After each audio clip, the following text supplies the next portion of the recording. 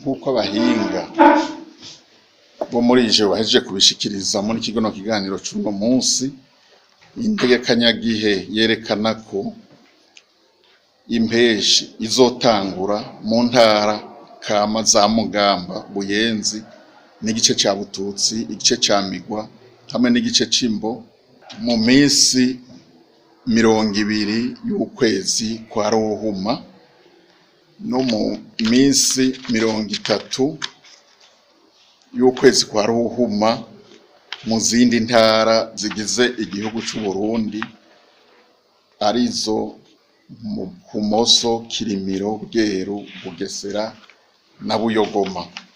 Turiteze rero imvura iri ku rugero rukwiye mu gihugu cyose c'u Burundi, hamwe hakazobaho uduce ari two mu gifaransa bita microclimat. Iyo mvura izoba iri ku rugero ruri hejuru, ni kuvuga irashobora kurenga imilimetero 200, n'ahandi tuzoronka imvura ishobora kuba iri munsi y'urugero, ni kuvuga iri munsi y'isantimetero 200 mu ntara zimwe za Kumoso, za Kirimiro, za Buragane n'igice kimwe ca Bututsi. Kuvyerekeye guhera kw'iyo mpeshi, tubona ko izohera hagati y'iminsi 10 n'iminsi 20 ya mbere y'ukwezi kwa Rusama umwaka wa 2025 mu ntara kama z'Imbo, Kumoso, Buragane, igice ca Migwa n'igice ca Bututsi n'igice ca Kirimiro.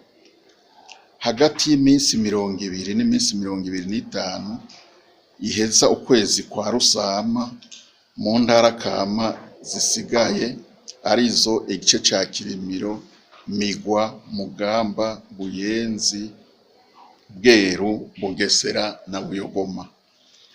Muca mubona rero ko imvura itagenda nk'uko itagwa co kimwe, idatasurira rimwe mu gihugu cose c'u Burundi, no mu kugwa kandi kabitagwa co kimwe, aho muronka imvura ari nyinshi, no mu guhera kwayo, ni kuvuga mu guhera kw'ico gihe c'impeshi ikigenda uko nyene yatasuye. Aho yatanguriye gutasurira niho kenshi ihereza no gucika.